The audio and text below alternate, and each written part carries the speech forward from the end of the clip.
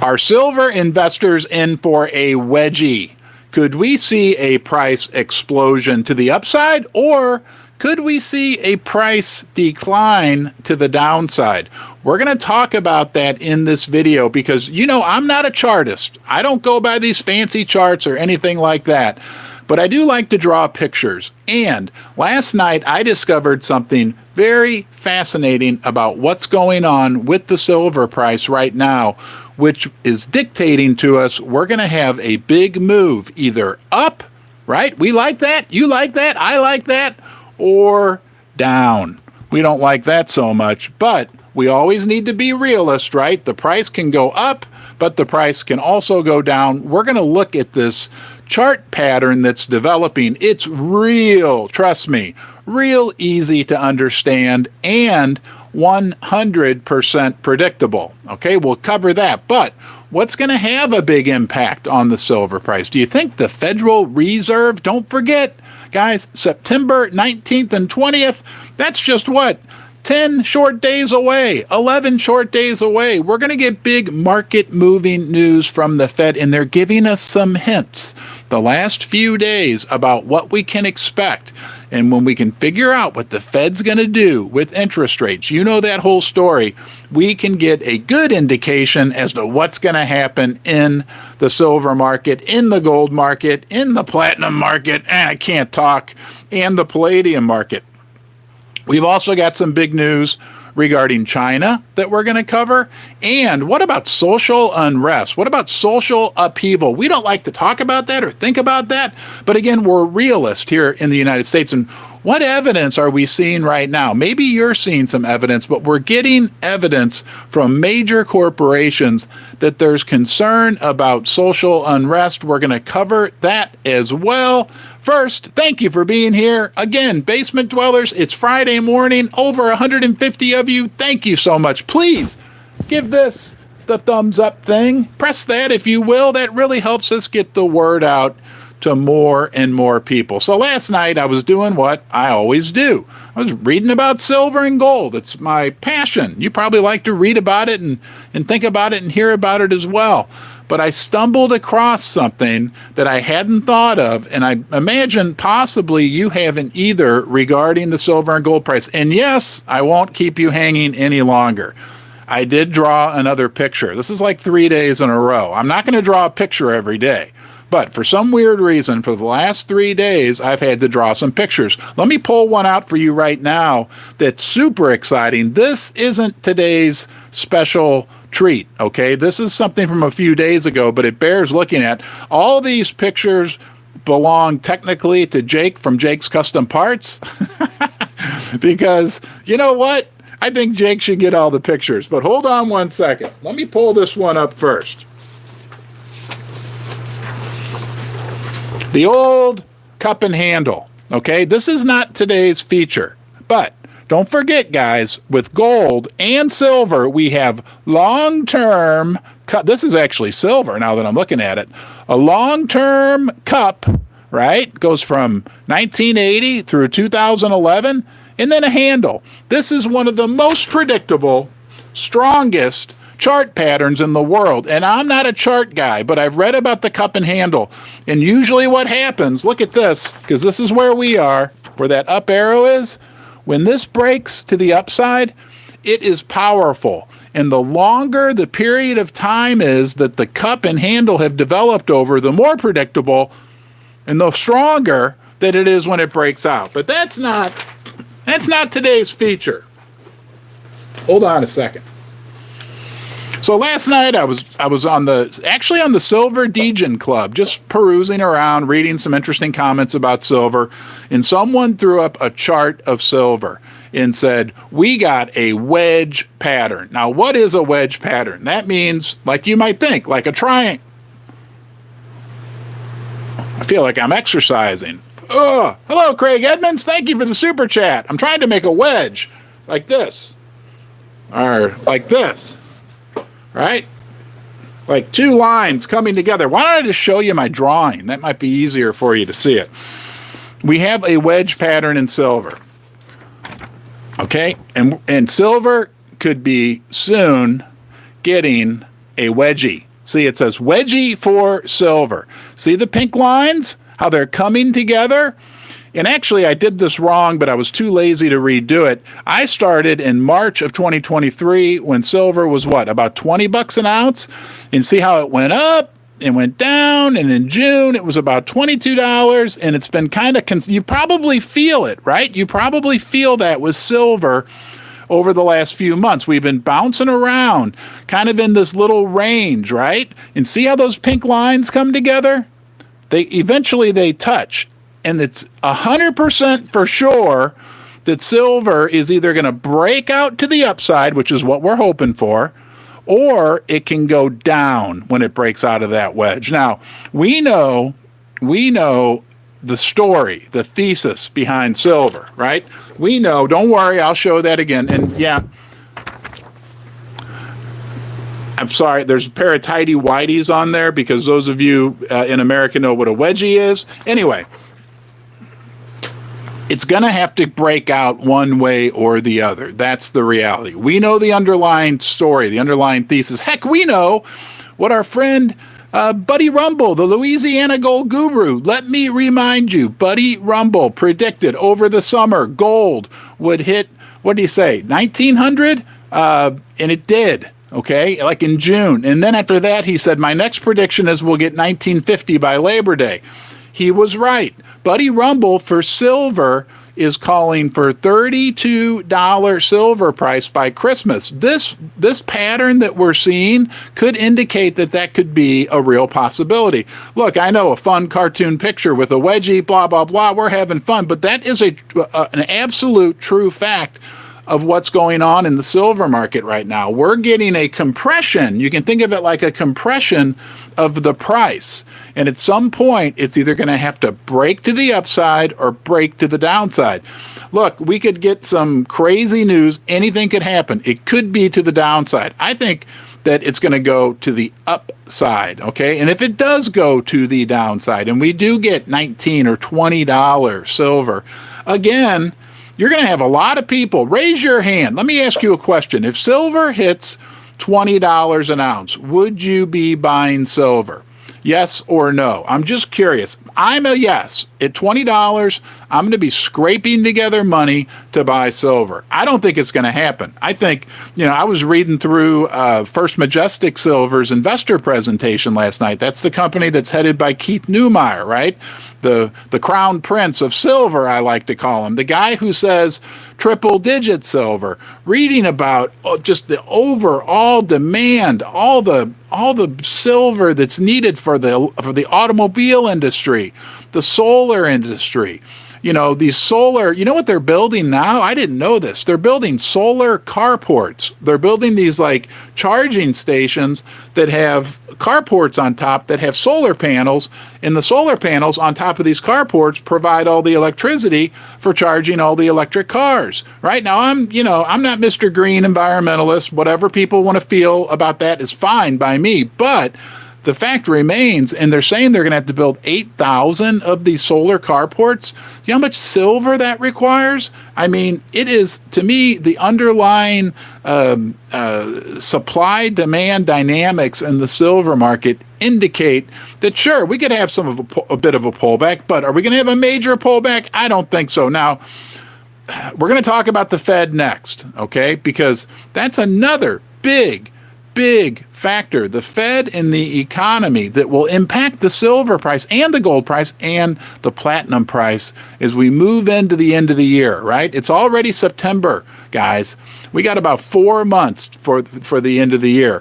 What do we think is going to happen? We've talked about the economy slowing down precipitously. We're getting real data, real numbers from the street that tell us the economy is slowing down, the economy is stagnating. But what are we hearing from the Fed? Because suddenly, and it's so hard to read these guys, right? Because don't forget, Jerome Powell himself told us at the Jackson Hole Summit just a few weeks ago that the Federal Reserve, the people that are in control of our economy, our financial lives, really have a major impact on the financial lives of people all over the planet. The head of the Federal Reserve basically told us that he's relying on astrology to plot the course of the world economy. Really? Really? Okay, that's what he said. Maybe I'm exaggerating a little bit, but he did say we're navigating by the stars, under cloudy skies. So do we believe the Fed? No. But we do have to listen to what they say because they do impact our metals. Listen to this. This is from Bloomberg. If I can pull it up, me and the, oh boy. Bear with me.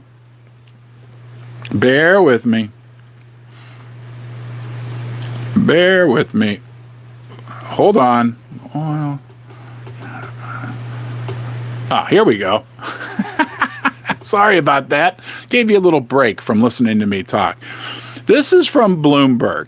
It says Fed's Williams says policy is in good place. Must be data dependent. These guys are coming out with dovish speak, okay? Bloomberg, Federal Reserve Bank of New York, President John Williams said U.S. monetary policy is quote unquote in a good place, but officials will need to parse through data to decide how to proceed on interest rates. He says, quote, I think we've gotten monetary policy in a very good place, okay, in terms of we have a restrictive stance of policy. He said that on Thursday. The New York Fed chief said policies having the desired effects of bringing demand and supply more into balance and easing inflation, adding that the Fed has, quote unquote, done a lot by raising interest rates significantly. At the same time, officials must calibrate policy if needed to ensure they're bringing inflation. He says, quote, we'll have to keep watching the data carefully, analyzing all of that. Okay, this is not an economic show, but basically, let me tell you what he's saying. He's saying, what we've done already is slowing the economy down. We got 100 thumbs up. 1, 2, 3, 4, 5, 6, 7, 8, 9, 10. Thank you, guys. Thank you, all 225 of you, for being here. Thank you for the thumbs up. Hey, please remember, give this a thumbs up if you don't mind. If you haven't already, that's much appreciated. Subscribe to the channel if you haven't already. Like I've said, ad nauseum to you, I will make a new video every single day for the rest of my life. You can be a basement dweller.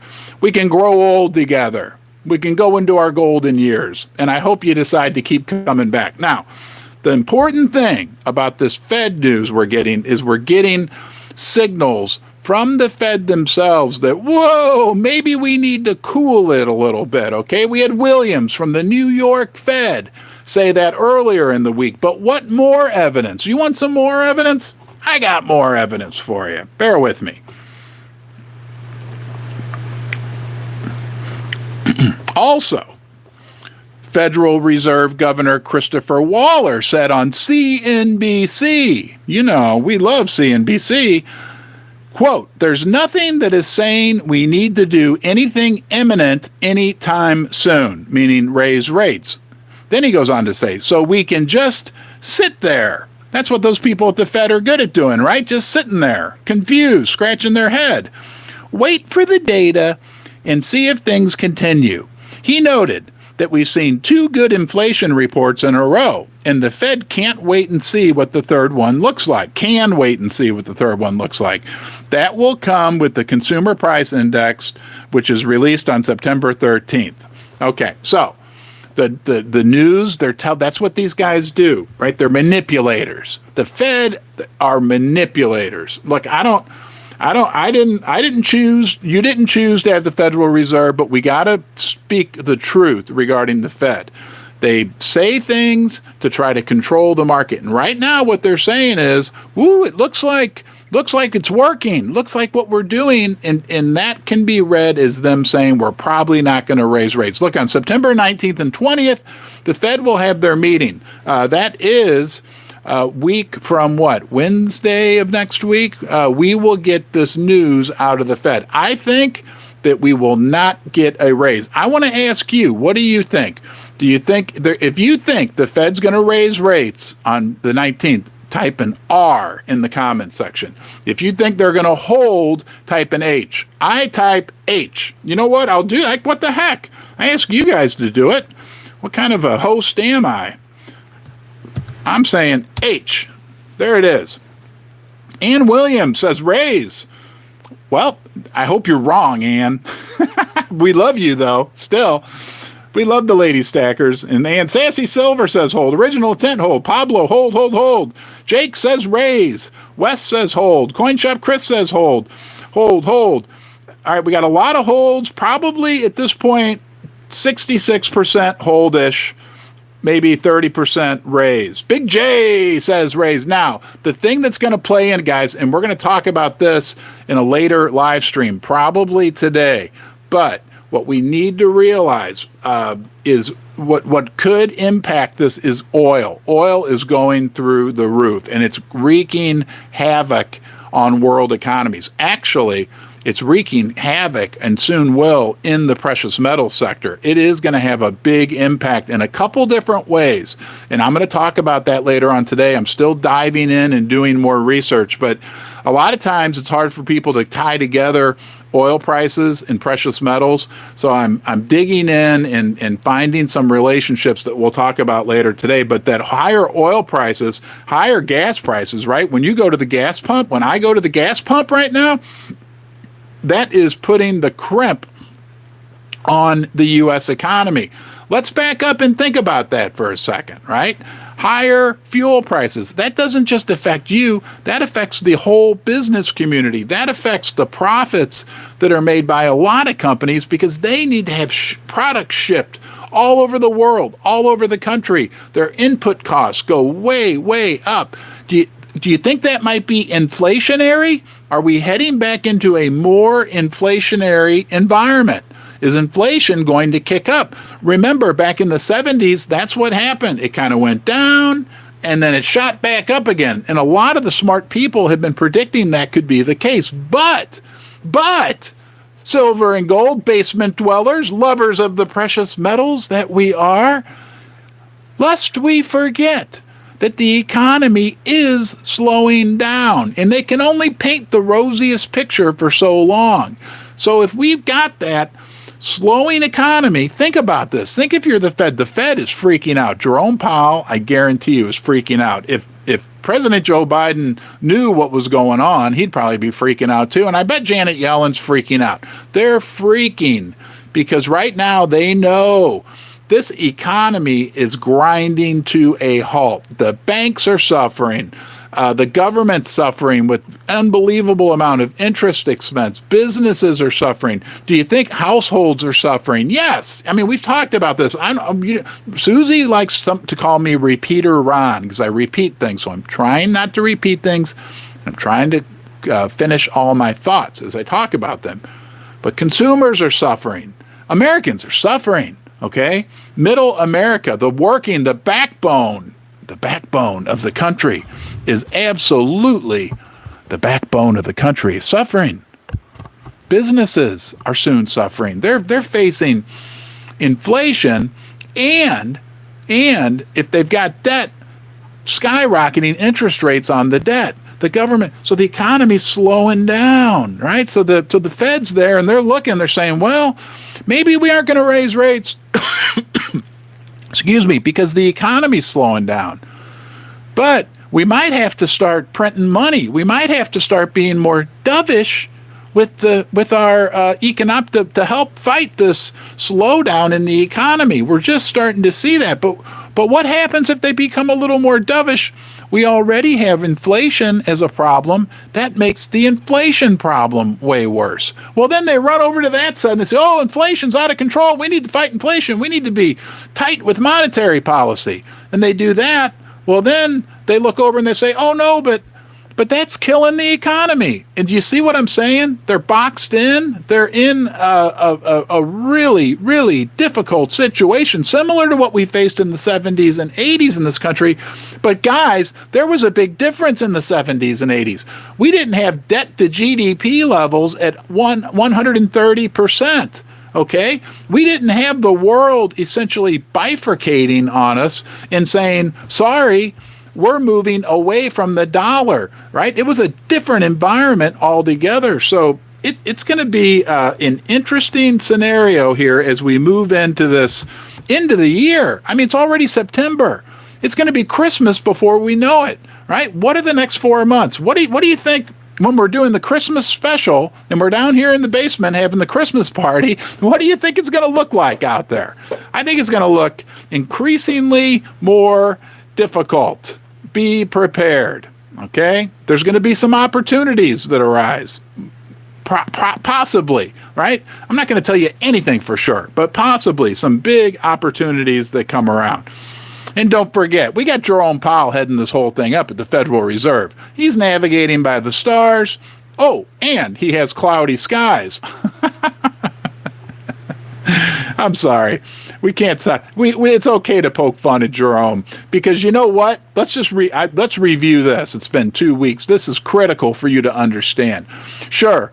Do you believe the Fed? Do you believe what Jerome Powell says? Well, Jerome Powell says, like the guys on CNBC, oh, the Fed is doing rah, rah, rah. What's the Steve Leisman guy? Rah, rah, rah, the Fed, rah, rah, rah, the Fed, blah, blah. Yeah, do we believe the Fed? I want to ask Steve Leisman a question. Steve, is this the same Fed that told us inflation was not a problem, not to worry about it? Then it was temporary, and then it got upgraded to transitory, and now it's this big, big problem. Is this the same Federal Reserve that's not really any more federal than the Federal and Federal Express? I hope you know that. The Federal Reserve is not a part of our government. It's a private bank, but nonetheless, I digress. The same Fed that told us, the guys, hey, according to the Fed, 2.5 years ago, you know what Jerome Powell sat there with a straight face and told you? He said, we aren't going to raise interest rates until the end of 2023. That would be right now, when you're joining me, right now, here in the basement, right now. According to Jerome Powell, 2.5 years ago, they weren't going to raise interest rates until right now. I think we just are like at the tail end of the fastest series of interest rate hikes in the history of the country, but we're going to believe him. Final one, then I promise I'll stop talking about our friend Jerome. We love you, Jerome, sure, right? Same Jerome who on a Wednesday is in front of Congress telling them everything's hunky-dory out there, everything's under control, everything's fine. And 2 days later, we had the beginning of 3 of the 4 largest banks in the U.S. history going belly up, right? That was the March-April banking crisis that we had. Right? 2 days before it all erupted, he was in front of Congress, 3 days, whatever the heck it was, 76 hours, whatever, telling them that everything was fine. Yeah, we're going to believe, right? We're going to believe. I don't know. It's interesting. All right, let's touch on a couple other big stories going on right now.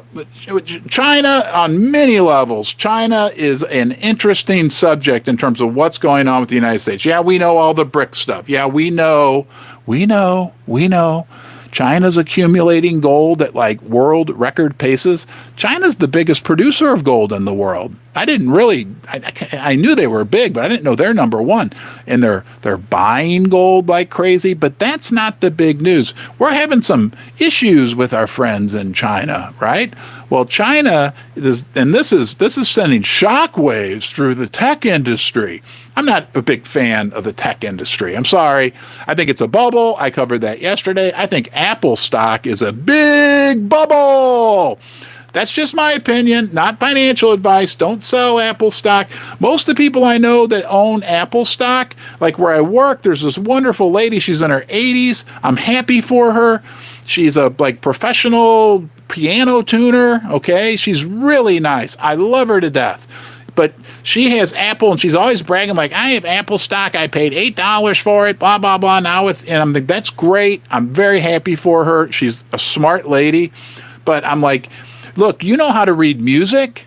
I know how to read financial statements, and I've told her that. I said, like, you put a sheet of music in front of me. I can't. I don't know. I mean, I kind of know what it means. I had a couple intro music classes in college, whatever. But if I put a balance sheet or a financial statement in front of you, you can't read it, right? And all these people, everybody says, well, I bought Apple because I like Apple phones, and that's what I'm supposed to do, buy stock in companies that I like. Well, there's more to it than that. I'm sorry. Apple's in a bubble.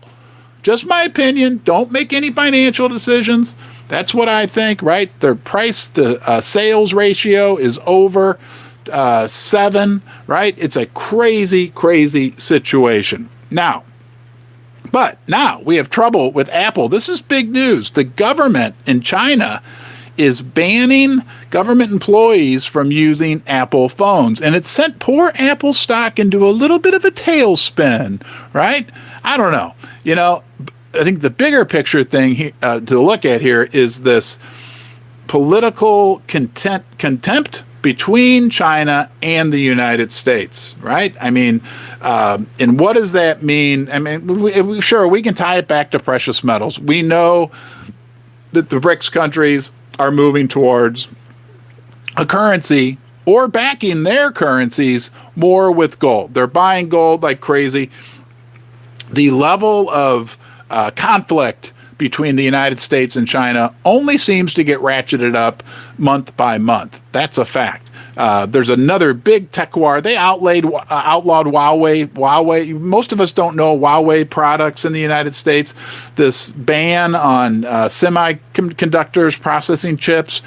That was this stuff's underreported. But if you read about what happened with that, and that was 9 months ago, that was like an active economic war. So things are heating up, continue to heat up between the United States and China. And what's China doing? China's buying more gold. Hey, I want to thank our sponsor who makes all this possible right now, Pimbex. They're an online bullion dealer. So if you want to be like China, if you want to be like scores of people, right? Basement dwellers here that like to stack silver, stack gold, stack platinum, check out Pimbex. I find they have great prices, great service. I've worked with them myself. You hear this every time, but I can't not repeat it to you. And that is, I worked with them months before. I bought silver from them months before they came on as a sponsor of the show. I was very happy. I will only accept sponsorships from companies that I work with before they sponsor me. Okay. And that's just the way I roll. I've been very happy with Pimbex. I know I've gotten awesome feedback from the community, from those of you who have dealt with them and given them a shot, right? As you're out there shopping around for precious metals, check out Pimbex. I do think they are the best. Okay? Thank you, Pimbex, for making Ron's Basement possible this morning. The other thing, let's talk about, hello, Daniel. Thank you for the super chat. Go buy Chris a ding dong. Yeah, well, this is all a green screen behind me. Even these aren't real. That's just a big joke, right? Coin shop, Chris's box of ding dongs. So even when I eat them, it's all computer generated. Are we facing social unrest in the country? Think about that. Right? Scary, right? People. Thank you, Daniel, for that super chat. Man, super chats, never expected, always appreciated. And looks like I missed another one, so I'll go back and find that. But what indications do we have that we could be facing some social unrest in this country? And I was reading through last night and found, several articles. One of the biggest concerns right now for the major retailers in this country is shrinkage. And I started reading these articles about mobs of people, like in California, like a gang of 12 people just walked into a Home Depot store, took some shopping carts, went down, piled all this stuff into shopping carts, and then brazenly just walked out of the store. And we're seeing that all over, especially with some of these very high-end stores. I mean, to me, that indicates that alone, that already is a certain level of social unrest. Maybe you're as old as me, can you imagine? I lived in Chicago back in the early 90s, right? Big city, blah, blah, blah. Never had any problems. Could you imagine 25, 30 years ago, somebody telling you that, oh yeah, a group of 20 youth went into a Louis Vuitton store and just basically filled up garbage bags full of purses that are overpriced anyway, and whatever Louis Vuitton sells or those other high-end places, and walked out? I would say that we are having a certain degree of social unrest right now. We need to be careful. We need to protect ourselves. I want you guys to have a great weekend. I may be on later this morning. I've got a lot of things on the plate right now, so I may hop on later. If not, I'll see you tomorrow. Thank you for being here. Thank you for the super chats. Thank you for the support. Okay, and I'll see you soon. Bye-bye.